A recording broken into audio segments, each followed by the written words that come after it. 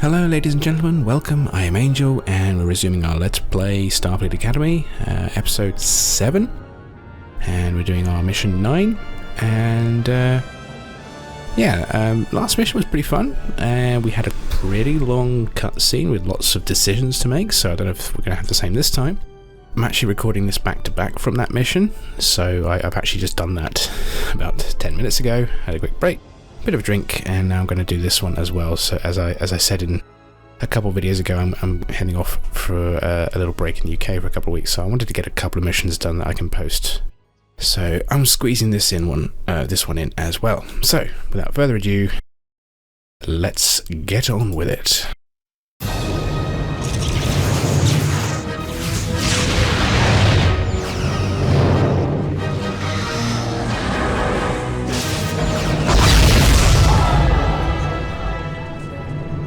Starfleet finally struck back.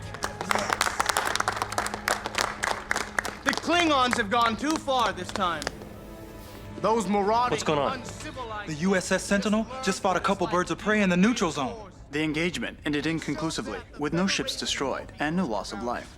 He wants to start a fight. The captain of the Sentinel showed the Federation how a true Starfleet captain acts. Mr. Punchy Face is, as usual, taking it in a stride, trying to get what he can for galvanizing people. Did you notice, though, when the view screen went up, there was a brief moment of actual green screen? I wonder if that was intentional or just an accident, but just something I noticed. But anyway, let's deal with Mr. Punchy McPunchface.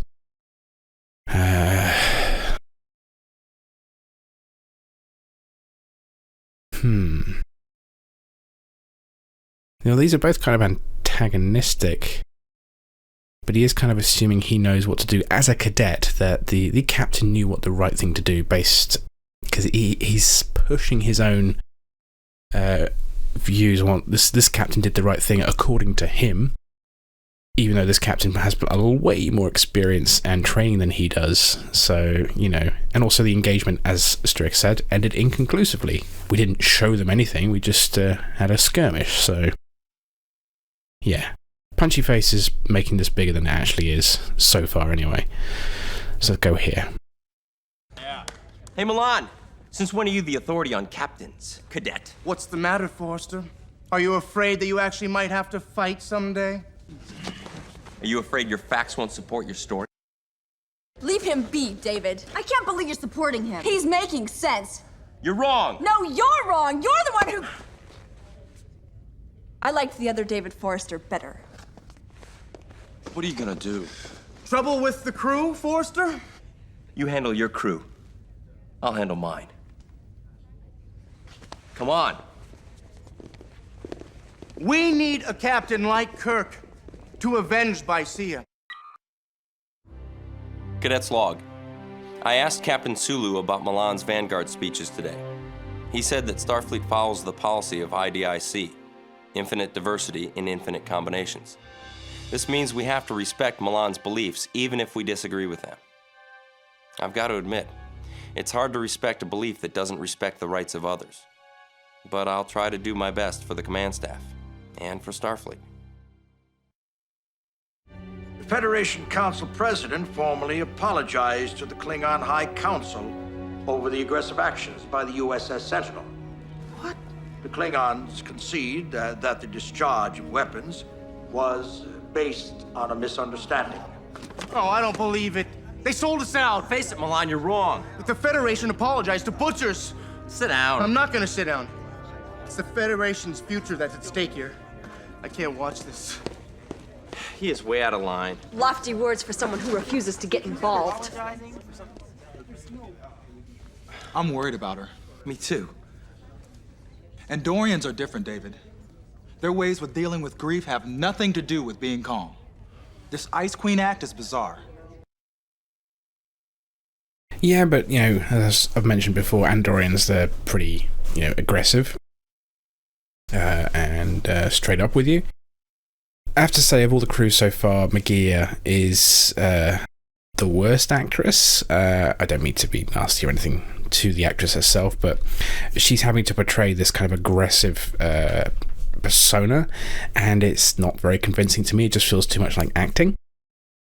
Like I said, I don't mean to be unkind to her or anything like that. That's just my opinion. At least Mr. Punchy Face got upset. It was nice to see him get a bit upset over the matter, and then act like a petulant child not getting what he wanted. So, yeah. Why are you so concerned about here? I mean, oh, come on, mate. It's fucking obvious. That's a dumb thing to say. I mean, if you could pick this, then you're being insensitive to her as in her culture.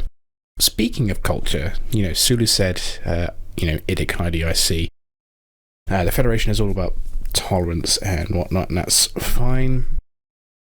But you've got to consider that sometimes being too tolerant, you've got to be slightly intolerant of intolerance to be tolerant. Does that make sense? Or did I just say some bullshit? Quite possibly. I hope maybe I made the point I'm trying to make is that you might not agree with their views, yes, but sometimes you have to counter those views. You have to push back against views which are fringe or disrespecting other cultures or other ways, or hard to put into words, especially given today's real life politics, which I'm not going to touch with a 10 light year barge pole. But hopefully you understand what I'm trying to say there. You got to be careful of just how much you tolerate intolerance. If you don't push back against intolerance in some fashion, then you just let it run rampant. It has to have some pushback somewhere. That's just my opinion, though. So, anyway. So yeah, not that one. Yes, it's unnerving to see her so controlled. Yeah, it's unnerving to see her so controlled. David, it's affecting the team's performance.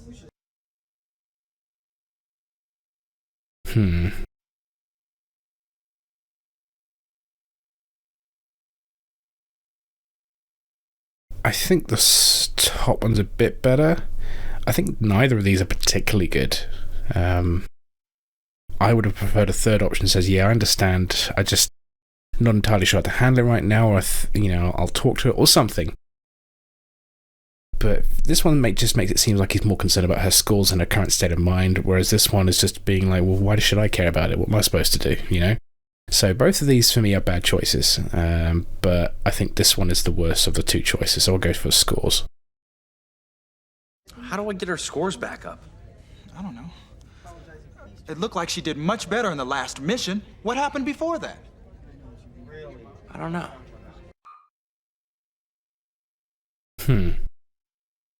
Did I miss something? What happened before that? If she did much better in the last mission? I don't know. Interesting. I guess we'll find out eventually. Okay, alright, well, let's just do a quick save then. A10. Crew ratings. Looks like nothing's changed. Another mention about the crew. We've seen pretty much nothing about Acton. That's her name. The other kind of angry, or partially angry lady. She's just been there. She's not had any character development so far at all, other than her initial introduction conflict with Gorn. So hopefully we'll get some more about her. I noticed her she has like Trill-like spots on her. I don't know if she's supposed to be a Trill or not, but yeah. Anyway, yeah. Regarding what I was just saying about tolerance and all that, this is just another aspect of the game I'm really enjoying in terms of the questions it's asking. It's asking questions about the Federation, how it deals with these sort of things, and I like it. It's cool. It's putting a bit of a microscope of the Federation and how it handles these things in the face of its utopian idealism. Yeah, it's good stuff. It's good stuff. So let's continue. For several years, we've been receiving subspace distress calls from the HIA system just outside of Gorn space. These signals seem to come from every known race in the quadrant, as well as several races we've never heard from before. We've tried answering these beacons, but have received no reply. Go to the HIA system and determine the source of these signals and hopefully stop them by solving any problems. Captain's log, Stardate 3262.4. We're en route to the HIA system to investigate a strange set of subspace distress calls. We don't know why so many different races would be in distress in a single system. But I guess that's what we'll find out. Course laid in, Captain. Okay. So, the Gorn. Cool, the Gorn. We haven't really done anything with them for a while. Or at all in this game, I should say. So it's nice that we're getting to see a bit more of the old sort of TOS races. The Gorn don't really ever factor into anything past the TOS era. To my knowledge. Not even the recent Trek shows. I think... Strange New Worlds does a lot with the Gorn for a couple of episodes, a lot more than any of the others have. Enterprise did it, and TOS has done it.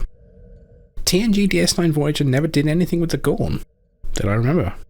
So, yeah, it's always this era that we kind of deal with the Gorn. I always kind of wonder what happened to the Gorn past the TNG era. Oh, sorry, past the TMP, TOS era. TMP being the motion picture era. So, yeah. Gorn, though, are usually pretty antagonistic, so I'm imagining we're going to have to fight a Gorn ship or two, which is always kind of fun. So, yeah, let's get on with that. Okay, damage control set. Let's warp.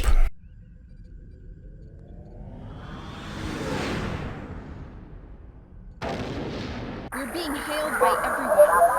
All of the known space-traveling races in this quadrant. And a few I've never heard of. How many ships are there, Mr. Stark? None, sir. The messages appear to originate from HIA 5. Return the hails, McGee. They don't seem to be responding. Wait. They've changed. There are several sources now. One of them is repeating our hail. Captain, this phenomenon may be a type of subspace resonance, capturing and repeating all subspace messages broadcast within the system. If that's what it is, then it's coming from the moons of that gas giant. All the messages are originating from there. There's no response, Captain. Okay, interesting. A Gorn ship is approaching from the other side of the sun. Uh-oh. Can answer some of our questions. Can we... No. Oh, here he comes. Let's, go to yellow alert first. Scanning for life forms. Just to get our shields up, at least. Conditions. Let's hail the Gorn ship. The broadcast, Captain. There are approximately 40 silicon-based life forms within the ring segments indicated by Ensign McGee. The messages just changed. Mostly random exclamations. I think they're reacting to Mr. Sturrock's probes. That would indicate these beings are capable of detecting unknown subspace frequencies. The audio balancing here is terrible. I can barely hear the crew. Also, stuff just happened without me even doing anything, so I'm kind of confused. But let's hail the Gorn ship. Hailing channel open, Captain. This is Captain Sushin of the Gorn Harvester ship Sweet Song. Why is a human starship in this system? I am Captain David Forrester of the United Federation of Planets. We are responding to a number of subspace distress calls that are coming from this system. There are no other ships in this space but yours and mine. Ah, you must be referring to the mimics. What are the mimics? A space-dwelling life form. They generate their own warp phenomenon and travel between the stars. More important, they receive subspace transmissions and repeat them. This makes them a prized commodity on the Gorn homeworld. They can be quite entertaining. In what way are they entertaining, Captain? When given the right subspace inducement, those creatures sing along the subspace bands. We then take the sound into an audible band that is delightful to listen to. Now, I must harvest some mimics for the next concert. They do not fare well in captivity and must be constantly replaced. Okay, I can see where this is going then. So, wow, that's a lot of options as well. So we've got 5 options here. Let's have a listen. Thank you for the information, Captain Sushin. Now, please leave the system while we continue to study these mimics. I assure you they will not be harmed. Yeah. Sturek, have these mimics shown up anywhere else in known space? Gorn, is there any change in the status of the Gorn ship? Sturek, what is your estimate of the intelligence level of these mimics? Sturek, what kind of vessel are we dealing with here? Okay, so I guess the question is, how intelligent are these things? I mean, if they're just animals with low intelligence, I guess it's kind of implying there that if they're not actually intelligent life forms, then it's more acceptable, I guess, for the Gorn to be doing what they're doing. You could argue the Prime Directive, to some degree, is this. This isn't Gorn space, mind you, nor is it Federation space, but, you could argue that, whatever, you go about doing your thing, but if these are intelligent beings, then I think this is where the Federation go, well, hang on, mate, you can't just go around doing that. Sturek, what kind of vessel are we dealing with here? It would be interesting to know, but I don't think that's important right now. We can always scan it later. And I'm guessing the Gorn ship's just heading its way off. There'll be probably a status change at some point, but they're not hostile towards us yet. But I imagine that we're going to get involved, and then we will be. Interesting that there's no actual guy in a suit. I guess it's well, just remembering the infamous fight between Kirk and a Gorn. I guess they didn't want to do the kind of cheesy, if epic, look of the old TOS Gorn, and it's probably too expensive for this era to do any CGI for it. Kind of similar to the Tholians, I guess, which makes me wonder if we're going to actually encounter the Tholians at some point. But anyway, so this one's also an interesting. Up anywhere else in known space? Sturek. Have these mimics shown up anywhere? Yeah, this is also an interesting option, I think. The 2 Sturek options are the most likely to pick. I think we should find out just how intelligent these things are. Although it also would be useful to know if they've shown up anywhere else, because then we get more data on. Maybe get some more information. I don't know. This is a little bit of a tough one. Let's go with the intelligence. Captain, the fact that these mimics use distress calls when the Gorn ship approaches indicates that they have a modicum of intelligence. They seem to be aware that the appearance of the Gorn harvester presents a danger to them. Okay. Let's hail the Gorn ship again, or hail the mimics. Okay.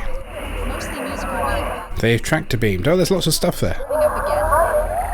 They're coming from the ones in the rings, and the ones being tractored. Let's hail the Gorn ship. Hailing frequency open, Captain. I must ask you to cease your activities. These mimics are in danger from your actions. Captain, if you take that ship anywhere near those mimics, I'll blow you out of the system. Thank you for your explanation of the situation, Captain. We'll leave you to go about your business. Yeah, I mean, you could do that one, but I think the game is really wanting you to say no. These are life forms, we should protect them, so let's go with that. Captain David Forrester, this interference in Gorn traditions will not be taken lightly. Leave this system now, before I am forced to call on the Royal Gorn Navy. Very good, Captain Sushin. We'll leave now, but we will make a full report to the Federation. Oh yeah, they'll be very scared about reports. I assure you, Captain, that we will defend the mimics from your actions. Aggressive, but possible. I must ask you to leave the system now, Captain. Please, do not make me enforce my request.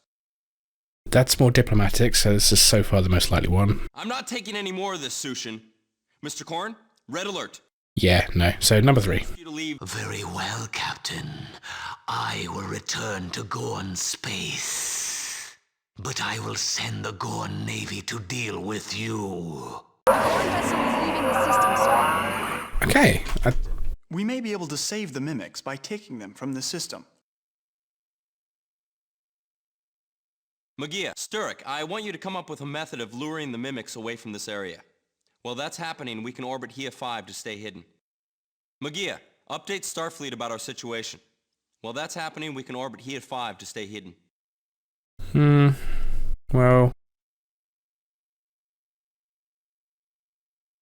either option I think seems good, but if the Gorn are going to come back with military force, we should probably ask Starfleet, well, now that we've got the opportunity to say, well, hey, this is happening, should we get involved or not? And Starfleet can give us appropriate orders.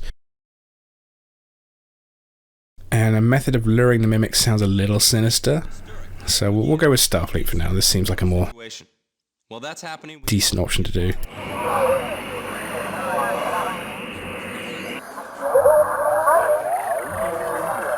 there is a ship entering the system.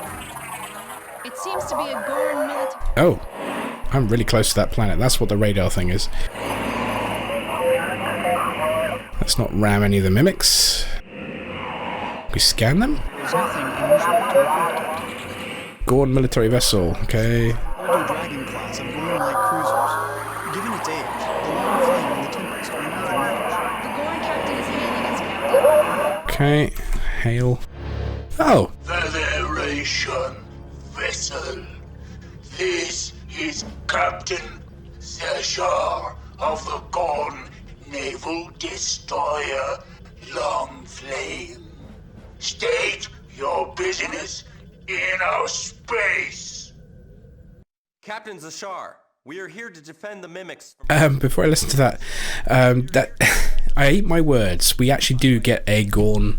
I'm guessing that's a guy in a suit with the kind of awkward mouth movements. So credit where credit's due for showing that. Fair enough. Let's see what else we have. Captain Zashar, we are here to defend the mimics from possible genocide by your people. We do not intend to leave the system without assurances from your government that they are safe. We are here to defend the mimics that your people have been driving to near extinction. Turn your ship around and get out of the system, or we will open fire. We are going to make sure your people cease killing the mimics. Oh, that voice line delivery is amazing. Have we been given an indication that these mimics are being exterminated, like genocide, like they're near extermination? I don't think so, but I could have missed a line there or two. As I said, the audio balancing on this is terrible. You can barely hear what's going on with the audio, the dialogue, over all this chatter. So let's just be straight with him, but without being a dick. I am here to protect the mimics from the harvesters. Perhaps you've seen some, human. I assure you that no true Gorn would kill these magnificent wonders. I am glad to hear it. You ought to look out for a ship called the Sweet Song. If we had not been here, he would have harvested mimics without you being aware of the fact. Okay, this is a rather surprising turn of events. Almost seems un-Gorn-like, really. But they said they were going to call the military shows up, and he's saying, no, we're here to protect them. So, weird? Inconsistency? I'm not sure. But, okay, so, unless he's lying to us, of course, but then that doesn't seem very Gorn-like either. I mean, if a military ship came in and say, yeah, get the fuck out of here, they'd do that. So, I guess I'm more inclined to believe that he's actually telling the truth, but let's see, so... I am not impressed by your patrolling, Captain. You let butchers like Captain Sushin harvest these creatures while you choose to look the other way. Nah, that's being a dick. What's the matter, Zashar? Trying to weasel out of a fight because you know a Federation science vessel can tear you apart?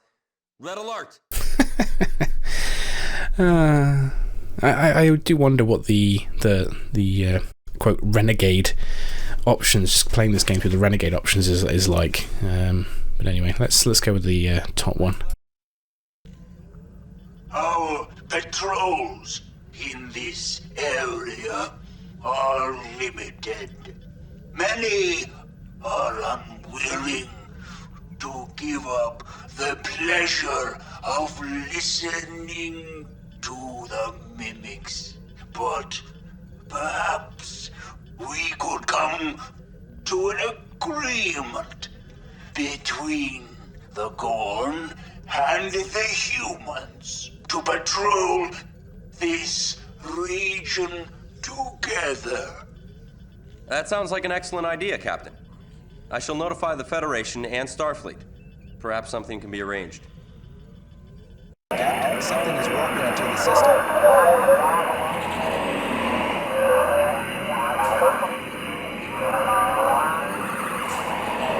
It's the Harvester. Shields and weapons. Okay. All of the messages have changed into distress code. There's no response, Captain. There's no response. Okay, so we've got two ships here. The Harvester and Sweet Song. Let's have a look. I need a radar range. So we've got two enemies. Let's give him a hand. I'm. Oh. Lower shields have been hit. Starboard shields have been hit. This is not good. Life support is critical. Yeah. Okay. I get it.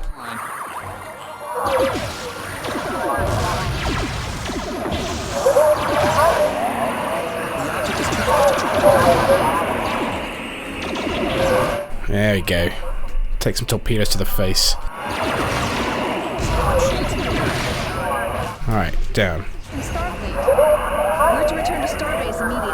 Course laid in, Captain. Lower shields repaired. Phasers are on. Did the other guys take care of that? Or did the long flame get destroyed? I'm suddenly worried I've failed the mission somehow.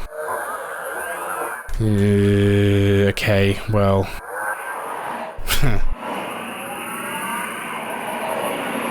It's not helped by this constant transmission stuff. This audio balancing is terrible. I've already complained about that.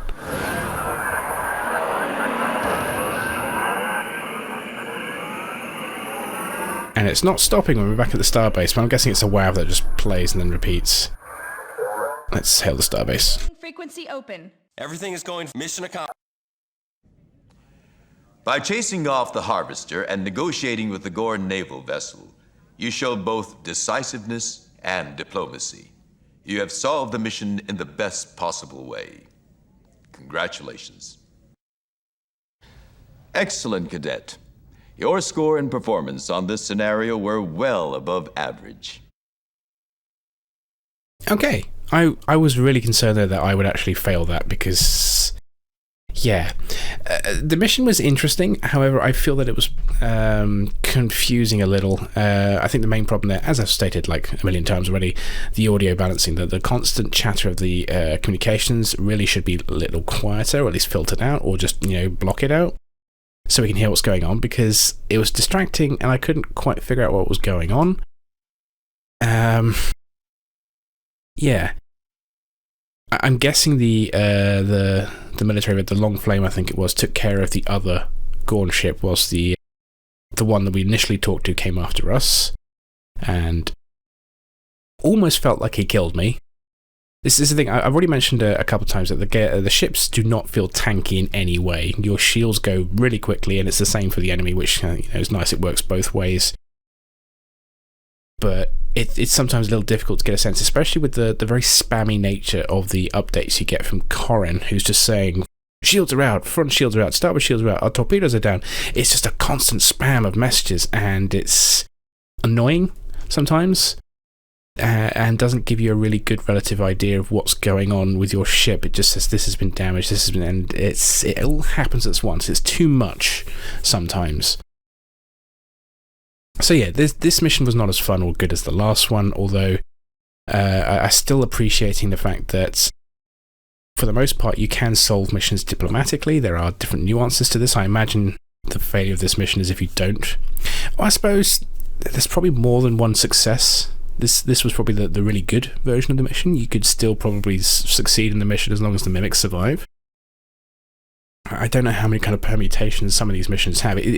There are a lot of dialogue options in this particular one, the most we've ever had so far, that it would imply that there's at least 1 or 2 success conditions with 2 or 3 fail conditions. So it's good. It's nice to have that variation. So yeah, impressive, most impressive. So yeah, okay, well, this is a shorter episode based on the time here. I think this is about 30-35 minutes. I think I'm going to leave it there, though. And we will resume next time, possibly when I come back from the UK, which is sort of towards the 3rd of middle of March. So, yeah, until that time, do comments, discuss, and until next time, do take care.